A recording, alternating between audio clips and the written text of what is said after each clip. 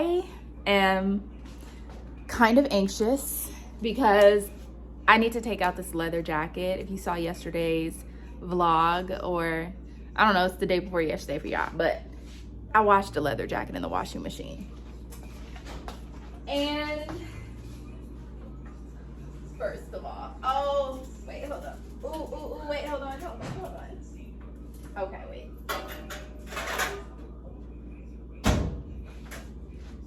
Oh, it's like stopped in the middle of the night spinning because it was like off balance. So I had to turn it back on. So we'll see what that looks like a little bit later, but fingers crossed I didn't ruin it. We'll see. We'll see. For all of y'all who have asked me before how to wash leather, this isn't the first time I've done this. I've definitely put a leather bomber jacket in the washing machine before because it smelled like cigarette smoke, and it came out fine. So we'll see. But I just woke up not too long ago, and I'm gonna be making my coffee as per usual. So that's what we're about to do. I have no idea what we're doing today, so you're just gonna like experience it with me as we go. I wanted to get ready and chat with you guys. Fully enjoying my new Anthropology mug. I love it. Anyway, I wanted to talk to you guys because I had this wild dream last night, and this dream really showed me the importance of holding on to a promise. So let me just get started. By the way, the real ones recognize this mirror. If you can remember when I got this mirror, comment down below. But anyways, in this dream, there was this facility, and I was in this facility. I can't even really tell you why I was there. It felt like I was not even like there permanently, more like I was just like visiting, or not even visiting. I want to say observing. Observing is probably the better word, because it kind of felt like my presence in this place was going unnoticed. When I came into this facility, I was pregnant, and I knew I was pregnant because I had all the symptoms of pregnancy. Like I had the nausea, the fatigue, everything that came along with being pregnant. And so just so you guys know, and I want you to pay attention to this as I tell you about this dream, because it'll make sense. Whenever you dream of being pregnant, a pregnancy represents a promise, okay? And that goes back to the Bible when Abraham really wanted to have a child, and the child represented the promise that God made to Abraham. So anytime you dream of being pregnant or having a child, and even down to the age of the child in the dream, it represents a promise, even at times, how mature or developed that promise is. So anyways, in this dream, I was pregnant, and I was observing the fact that there were all of these younger, I want to say girls, but there were guys there too. They were adolescents. They were teenagers. Most of them were teenagers, and they were in this facility, and they were being fed. They were being given like vitamins or medications or whatever. And there were these couples who were visiting this facility, and I kept looking at the dynamics of everything, kind of like wondering what was going on. And so I ended up being in a room where I was kind of like hidden, where I could hear the people in the room talking, having a conversation, but they had no awareness that I was there. And even though I was like standing right there, it was like there was this wall in front of me where I could see them, but they couldn't see me. While they were in this room, I heard them talking, and this woman was promising a child to this couple who was having a very hard time conceiving. And so as I was standing in this room, I started to notice that my symptoms of my own pregnancy were starting to disappear. Like the nausea was starting to leave, and it was starting to feel like I was no longer pregnant the longer I was in this facility. And as I heard this woman promising this couple a child, you know, obviously they were discussing whatever this couple was going to have to do or pay to get this child. But as I was listening to this woman talk, I realized there were quite a few girls in this facility who were pregnant. And what this facility was doing was taking the pregnancy from these girls and giving it to these couples for a price. Kind of similar to IVF, except with IVF, you're using your own egg and, that's the whole thing. But that's what it reminded me of. It reminded me of, or even just like egg donations. When a couple can't conceive for whatever reason and the wife needs an egg, they take an egg from someone else and use it to get pregnant. It was like that, except these girls didn't really have much of awareness of what was going on. And I say that because it was almost like this woman was taking the pregnancy from these girls before they ever even realized they were pregnant. So it wasn't as noticeable to them what was going on. And the way that it was being done was by the food they were being fed. It was in the food. Once I realized what was going on, because I heard this conversation and I started to recognize that I was starting to no longer feel pregnant the longer that I was there, I immediately called the police, an authority to come to this facility because something was happening here that should not be happening. And so what ended up happening is the police came. They came in, it was a lot of them that came in, but for some reason, the people who were running this facility still didn't even know that these police officers or this police authority was there, because it was more than just regular police officers. They were high-ranking officers. And so I was explaining to them what was going on, and we came across this wall where all of these, it was like this wall that it was like reflective, like it looked like a mirror where we could see ourselves. But the kids who were in this facility were on the other side of the wall and they could see out, but we couldn't necessarily see into what they were doing. And so we were standing there tapping around the wall, trying to figure out how to make the wall come down, until one of the police officers figured out a way to swipe across the wall to make it come down.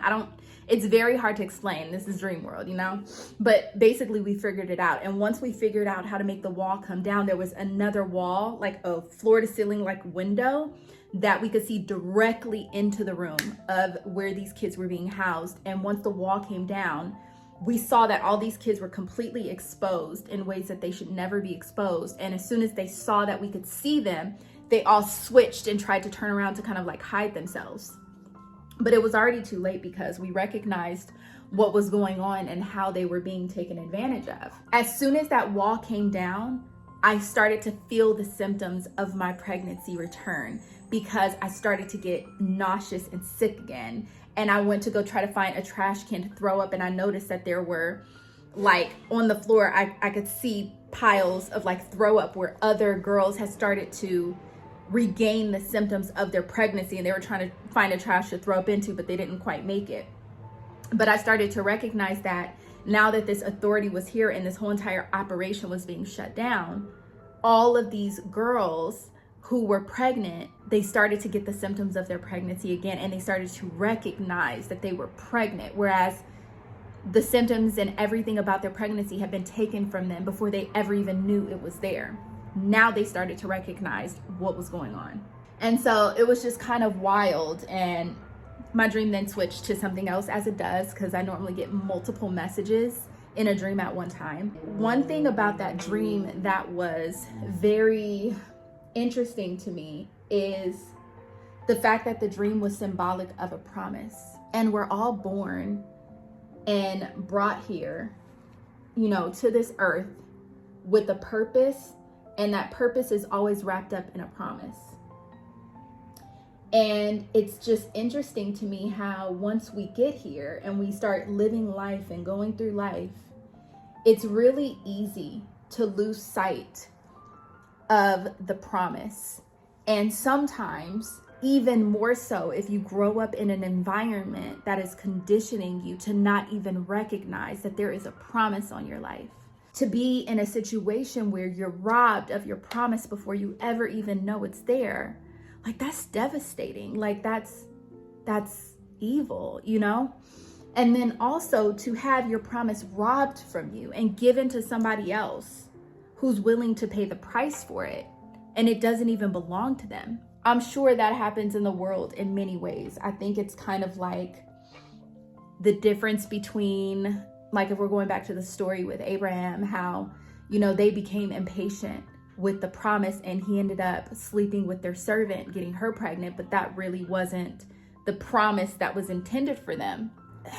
You have no idea, like the stuff that you came to this world with, the things that were given to you, your gifts.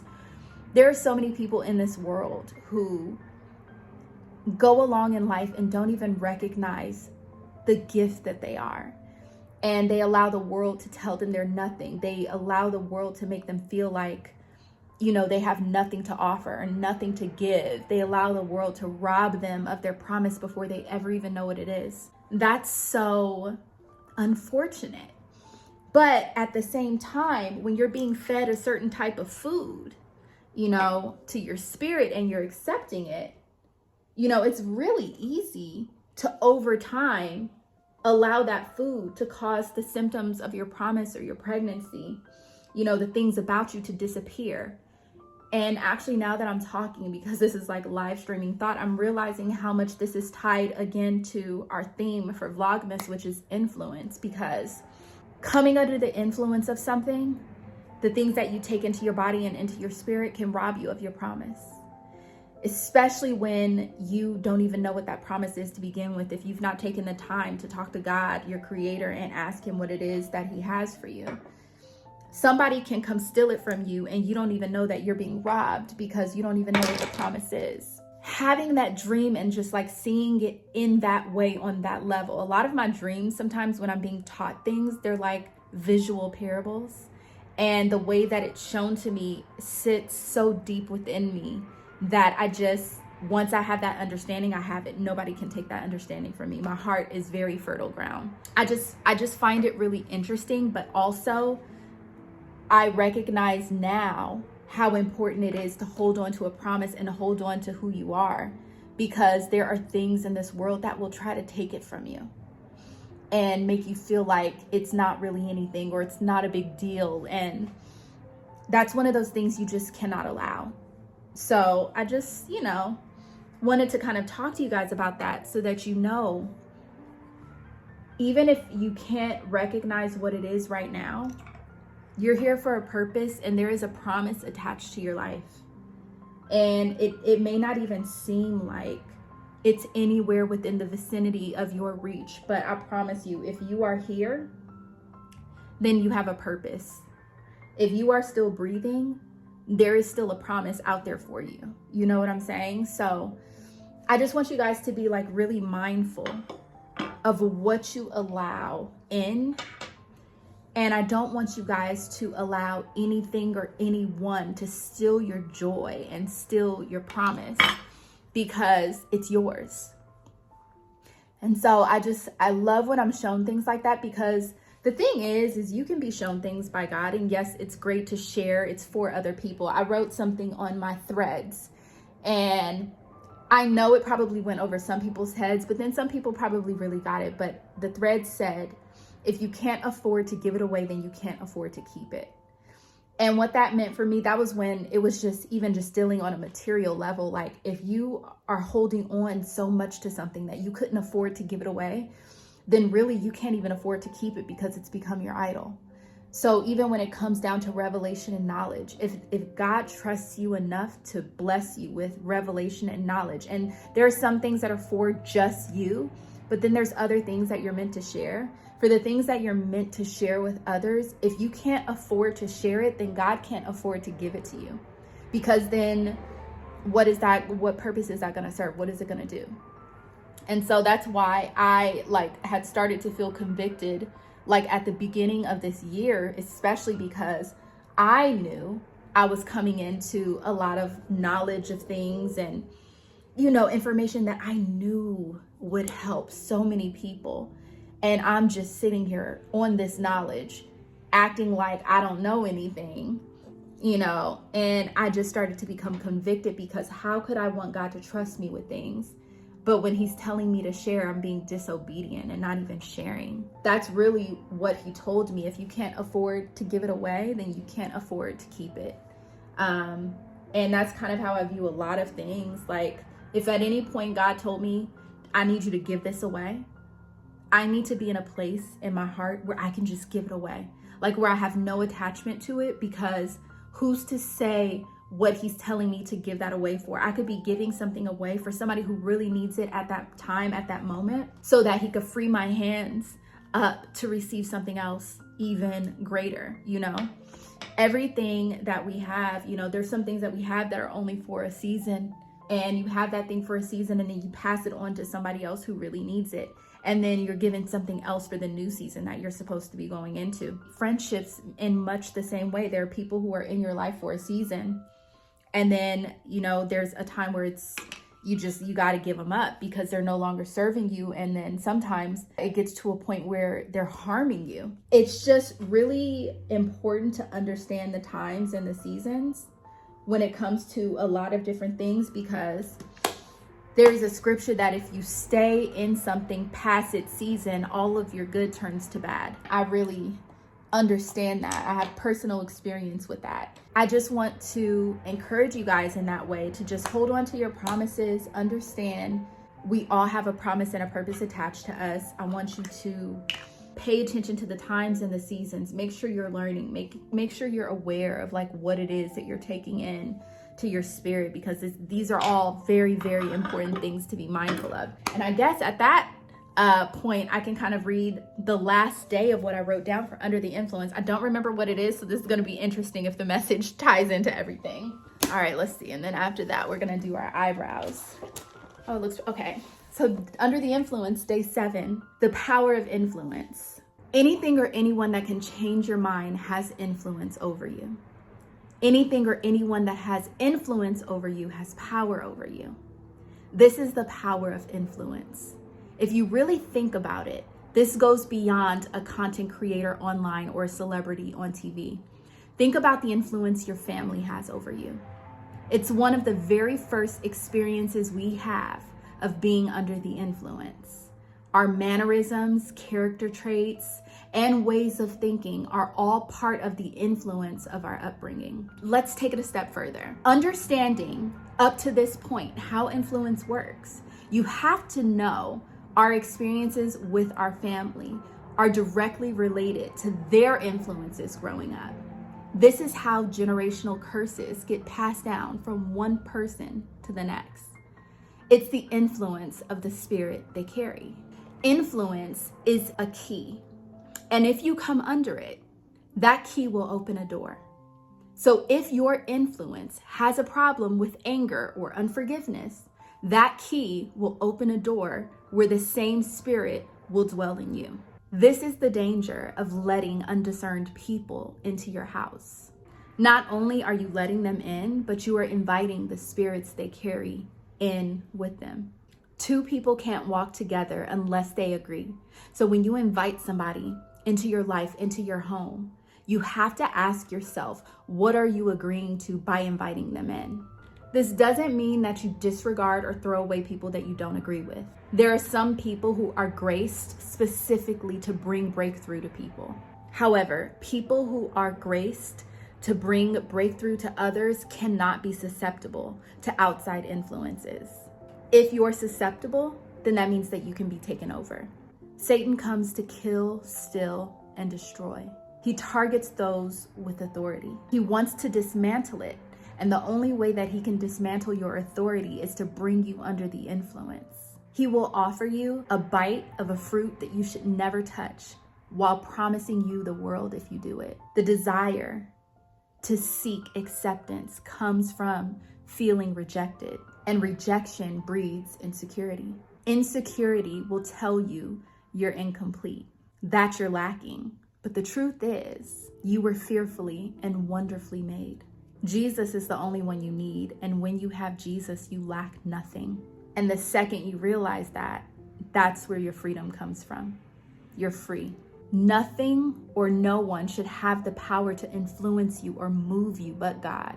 This is a key that I want you guys to hold on to. The question I want you to ask yourself is, what or who have you given keys to?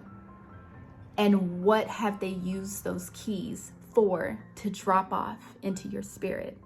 Tell me your thoughts in the comments. But I'm gonna finish getting ready And then I have an inkling of what we might do now because I was talking to my husband about it, but it's like the most juvenile thing, but I think it's gonna be really funny. So we'll touch base when I finish my makeup.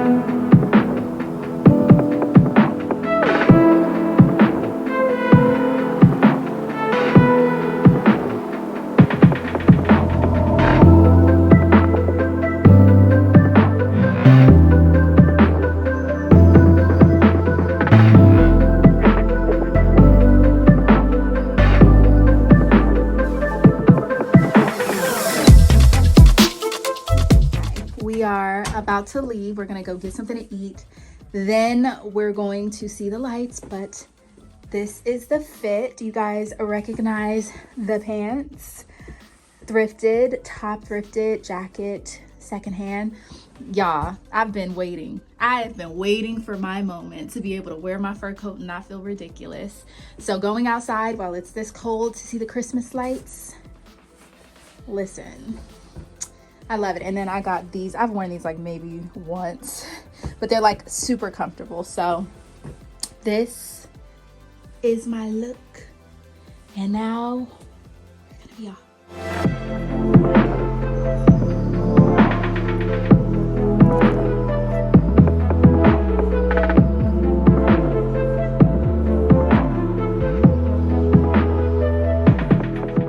All right, we have the Starbucks in hand. We got an extra cheese Danish. I have the children in the back. We're headed to see the Christmas lights. So I'm gonna show you guys once we get there. Nope, my son is mocking me for the way I say, explain me. How do I say it? Come on. Hi guys, so we got the kids and we're gonna go see the Christmas lights. We have Starbucks in hand, and I'll talk to you guys later. Why are you laughing? Why are you laughing? I'm just enjoying this drive right here, man. These green lights are coming up. I'm enjoying it. See, you need to stop talking about me. So guys, we got Starbucks in hand. We're about to go see the Christmas lights. Okay. Spiking the Starbucks. Take off the top. Oh, this is light skin. Why is the coffee so light skin? Is that enough? This is a caramel Brulee. latte. Yeah, but mine's darker than yours. Oh, I got more espresso. I don't know if I'm gonna. I'll just add a drop. Just a teeny little dabble. Okay. We are ready to get out and make the trek up to the holiday lights. I'm gonna leave my purse in the car. Merry Christmas. Left my cheese Danish in the car because I don't want to carry it. You got the keys? All right, let's go. This is the line. A very long line if you just want to drive through. But we're gonna go ahead and walk this year. Me and my husband were just talking because I'm wondering if anybody moves from this neighborhood, is it signed into their HOA contract that they have to participate in this? Because this is like a thing at this point. Look at this long line of cars. See what I'm saying? And then on top of it, I also wonder how much the electric bill is. I mean, the electric bill has to be astronomical, I'm just saying. And I can't believe I got my son to get out the house away from his video game to go with me. Say hello. Okay, I think we're almost there. It's kind of like a little bit of a walk from where we had to park, but we're almost there. We are turning the corner to the magical place that is Christmas. Look at it! Wakefield's Winter Wonderland. Happy holidays.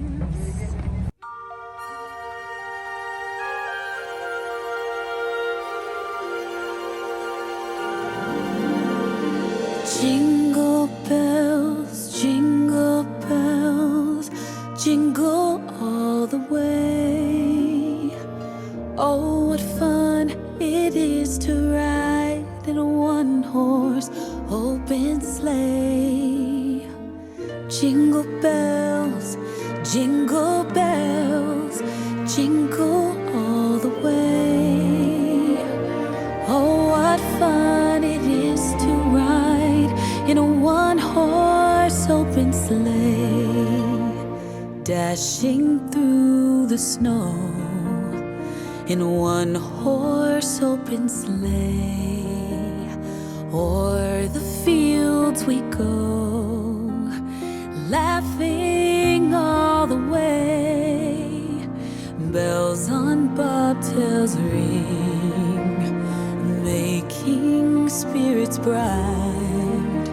What fun it is to ride and sing a sleighing song tonight. Oh, jingle bells, jingle all the way. Oh, what fun it is to ride in a one-horse open sleigh. Jingle bells, jingle all the way.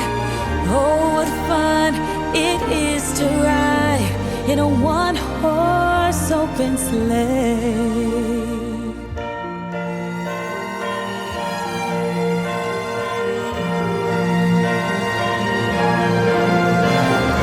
Dashing through the snow in a one-horse open sleigh, o'er the fields we go. It is coming to an end. We have pretty much made our way all the way through. So we're gonna be making our trek back to the car real soon. Ooh, lighting, hey. It's bright. What fun it is to laugh and sing a sleighing song tonight. Jingle bells, jingle